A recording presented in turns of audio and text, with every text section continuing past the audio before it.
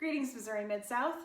I've been starting to get some questions about registration for our conference annual gathering, so I'm excited to let you know that registration is now open and ready to go. You can find the link and basic starting information in this edition of the e-Courier.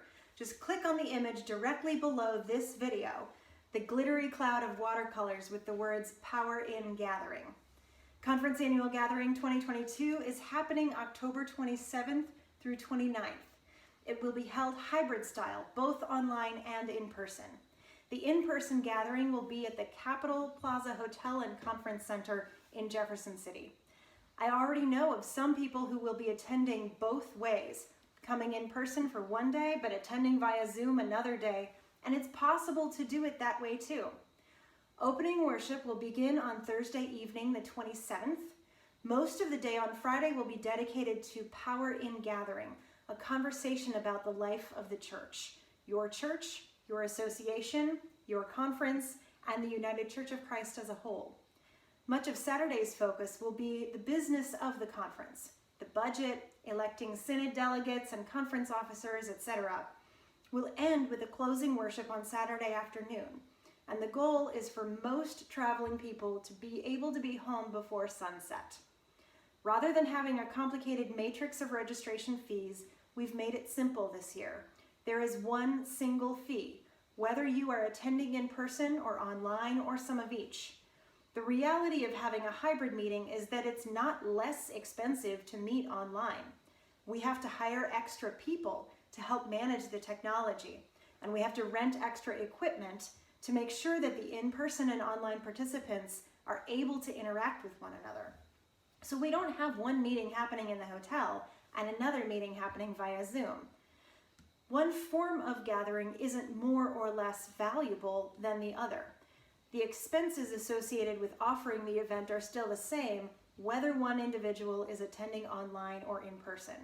The only significant difference is the price of the hotel rooms, which are covered individually anyway. So there's one registration fee no matter how you're participating.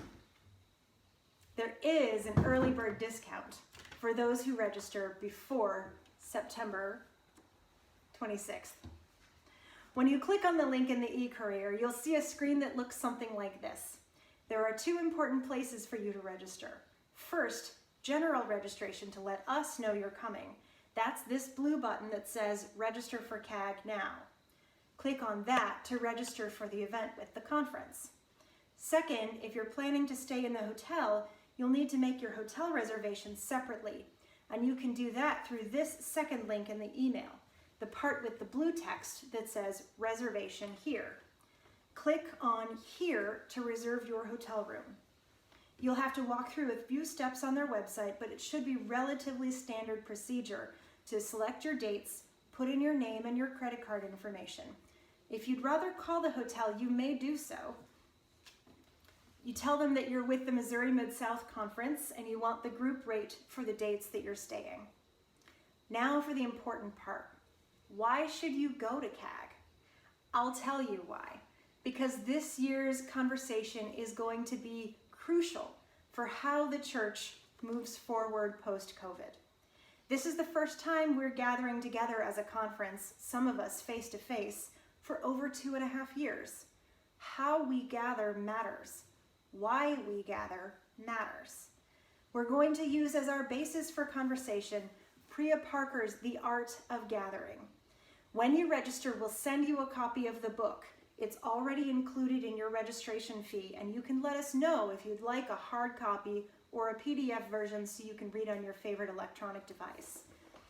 If you already have a copy, give your CAG copy to someone else in your church and invite them to read it so you have someone to discuss it with in your church when CAG is over. As we resume, sometimes gathering in person, as we reflect on new ways to gather that we've experimented with during the last few years, as we think about what we've learned and what new practices and disciplines we've built to determine how and when we gather, the conversation about what gathering means to the life of the church, what is the power in gathering, is critically important. Your participation in that conversation matters. We'll play with different ways to gather, different kinds of groups, different purposes for gathering, and we'll see how it feels and what we might take home to our churches and communities to experiment with some more. Where is the power in gathering in the communities where you gather? I met today with the CAG Planning Committee, and I'm so excited about the worship services they're preparing and the ways we're weaving the theme throughout the whole event.